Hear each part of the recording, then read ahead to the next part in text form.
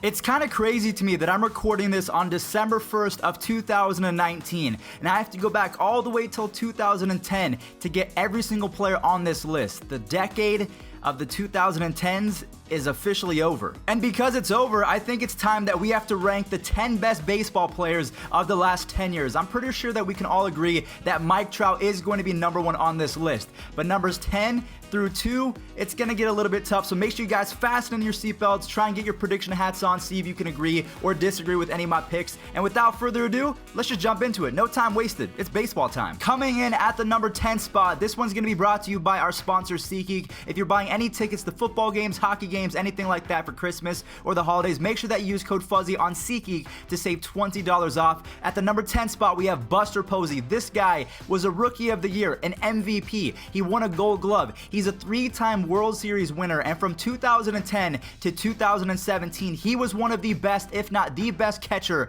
in all of baseball. He averaged an .853 OPS from 2010 to 2017. I understand that injuries and age and attrition has kind of caught up to him, so the last couple seasons have not been that great, but an .853 OPS over the course of about 7.5 seasons, because we all know what happened with him. The Buster Posey rule exists for catchers. You can no longer run into them because he was rammed into and his leg pretty much did not go the way it's supposed to. Thus, the Buster Posey rule does exist, but the fact that he did have an .850 OPS over 8 pretty much seasons, this guy is going to be a first ballot Hall of Famer if he continues to rake. I'm hoping that he can get a different position as he gets older so he can save what's left of his legs and maybe get another 1,000 hits under his belt, because if that's happening, yeah, he's a first ballot. Don't get it twisted. It's going to happen. For our 9th best player, I'm going to have to ask you guys to completely forget what happened to the Boston Red Sox in 2019. Chris Sale, he will be our 9th pick of the best players from the last decade, and again, disregard 2019. It was not very good for him. It was actually pretty bad. But since 2010, Chris Sale has racked up over 100 wins. He has a 3.03 ERA and a 1.035 WHIP since 2010.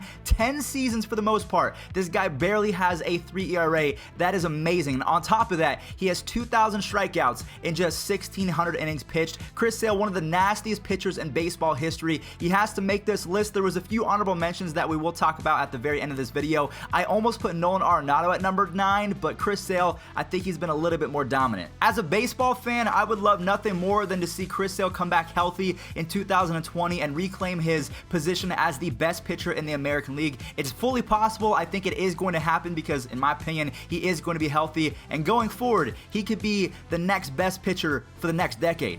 He's that good. Since 2010, I am going to put Jose Altuve as the 8th best player in all of Major League Baseball. I know that the Astros just got caught cheating, and that makes this a little bit more awkward, but we have to play it how it is. Jose Altuve, since 2012, has amassed over 1,500 base hits. How do you do that? I mean, other than Ichiro, not many people can do that throughout the course of baseball. He has 126 home runs since 2012 to go along with 247 stolen bases, a .316 batting average. He's won an MVP. He has a Gold Glove under his belt, and he has 5 Silver Sluggers as a second baseman. I understand the Astros are cheaters. I'm not going to talk about that at all in today's video. I am simply going to use the proof that is in the pudding to say that Jose Altuve is definitely in the top 10 for the last decade of baseball players, and in my opinion, he's at number 8. If you disagree with me, let me know in the comment section down below, or if you agree with me, also let me know, because at number 7, Joey Votto, I think that we can all agree that he deserves to be there. If you guys have ever seen the movie Moneyball, you know that there's a quote from that movie stating that Kevin Youkilis, he used to play for the Boston Red Sox. He was deemed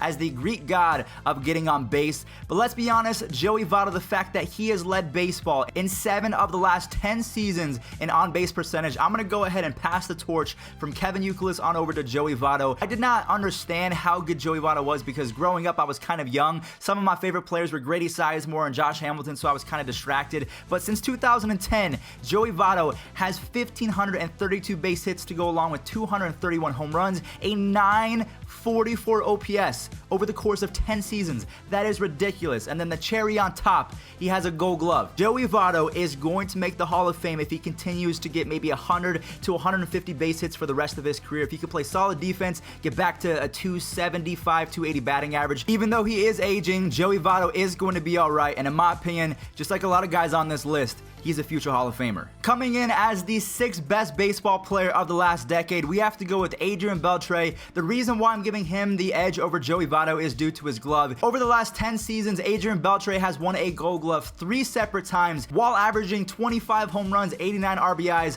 a .307 batting average, and I cannot believe that Adrian Beltre is no longer playing baseball. I think that the game was so much better when he was playing, just his passion for it, the fact that him and Elvis Andrus, they were always going at it. I miss that every single day. I'm hoping that we can find another Adrian Beltre sometime soon. He was just a one-of-a-kind guy. Maybe it's going to be Ronald Acuna Jr., maybe it's going to be Juan Soto, because they both have so much fun playing the game. But I think that we can all agree that Adrian Beltre, whether he's number 7 or 6, we can flip-flop Joey Votto. He deserves to be in the top 10, and you guys have to let me know, did I get this right or am I off on this one? We will now be shifting into the top 5 baseball players of the last 10 years from 2010 to 2016. That's all we have to look at for number 5. He won the MVP twice and was top 10 6 other times. He won the Triple Crown in 2012, and he had an almost 1,000 OPS from those same 7 seasons, 2010 to 2016. Who is it? None other than Miguel Cabrera. This guy, honestly, I think that we can all kind of agree in unison that of all the people on this list, he is going to be the most feared baseball hitter up until we get to Mike Trout at number 1. But that is not taking anything away from Miguel Cabrera, because like I said, he had an almost 1,000 OPS over 7 seasons. Sometimes a full career is 7 seasons, and when you can do that consistently over and over and over, you are just bound to make the Hall of Fame. He's going to be there one day. I'm super excited to see his enshrinement. Maybe it's 10 years from now, 15 years from now. Either way, I'm going to watch that live, because Miggy, he will forever be known and enshrined as one of the best and most feared hitters in the history of this beautiful game. And I can tell you that as an Indians fan, Miguel Cabrera coming up to the dish back in his prime, I almost wanted to turn off the TV. I was so terrified of this guy as a young kid growing up. It was just impossible to be comfortable in my seat 3,000 miles away from the actual game that was happening. That's how good he was.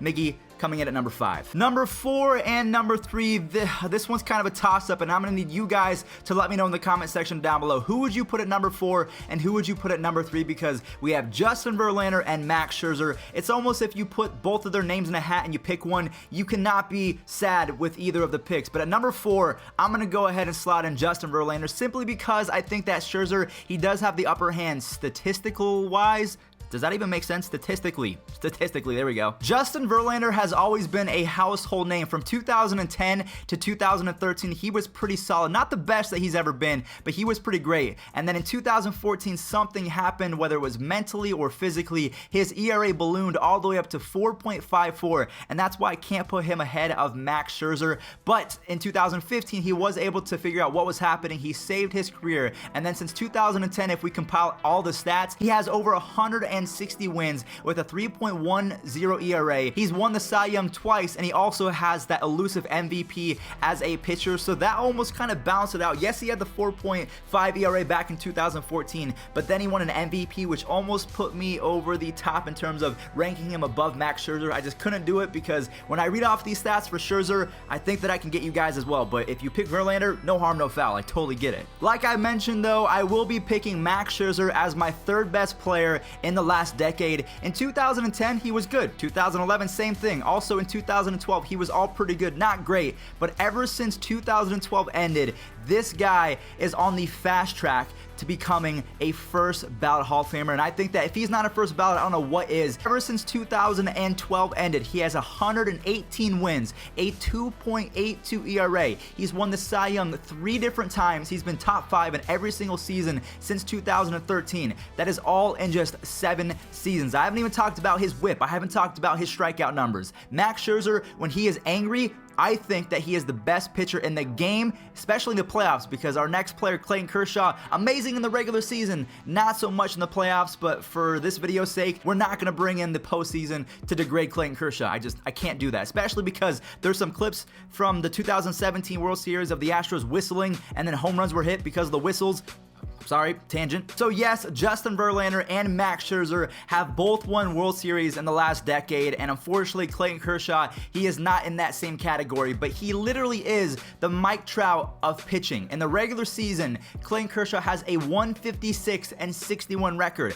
That is legendary. He has a 2.31 ERA and a .96 whip. If I told you that Corey Kluber had a 2.31 ERA and a .96 whip, he would probably win the Cy Young in 2019. But this has been Clayton Kershaw for the last 10 seasons combined. I don't even know how to put that into words of how impressive that is. He's won the Cy Young 3 separate times. He's won an MVP. Again, Clayton Kershaw, over 10 separate seasons of baseball, averaged them all together, he had a 2.31 ERA. Yeah, he's horrible in the playoffs, I get that, but man, in the regular season, he is the most dominant pitcher ever. Maybe I'm just a Clayton Kershaw stan, but luckily this is not a postseason ranking video, so we don't have to worry about his hiccups in the playoffs. And last but not least though, Michael Jeffrey Trout, the kid from New Jersey, the guy that no one scouted because it was too cold. Imagine you're the scout that said pick Mike Trout because you just got the greatest player of our generation and it's not even close since 2012. So a lot of these guys actually played in 2010 and 2011. So they actually have a few seasons more under their belt over Mike Trout, and yet they're still number 10. They're still number 7. No one is going to beat Mike Trout on this list. He already has 285 home runs, 200 stolen bases, a 1,000 career OPS, and he has 3 MVPs. The only thing that I would say would make Mike Trout the best baseball player of all time when his career is all said and done, he has to improve his defense a little bit. It's still good, it's just not Gold Glove worthy, and I think if he can get 1 or maybe 2 under his belt, Babe Ruth, Barry Bonds, Willie Mays, Hank Aaron, and Ken Griffey Jr., all of those guys, they're gonna have a tough time trying to decide who is the best baseball player of all time, because in my opinion, Mike Trout, he is on the way to being the best that there ever was. And that's it for today's video. If you agree or disagree with any of my picks, please let me know in the comment section down below. And before you leave, let me know from years 2020 to 2029, who do you think is going to be the best player? Is it going to be Mike Trout yet again once we remake this video? Yes, I'm not going anywhere. I will be making the same video 10 years from now. In my opinion, I feel like it could be Cody Bellinger because of his age. It could be Juan Soto or Ronald Acuna Jr. Either way, man, there's just so many young players. I'm so excited to see who is going to sprout. Maybe it's Vladimir Guerrero Jr. I'm not too sure. Let's just try and get Mike Trout some players that he can work with, please. Can we get Mike Trout 1 more playoff appearance? That would make me really happy. I appreciate you guys watching until this point. Hope you guys have a wonderful rest of your day. Baseball is the greatest sport in the world, and I'm so happy that I can present it to you guys every day. Peace out.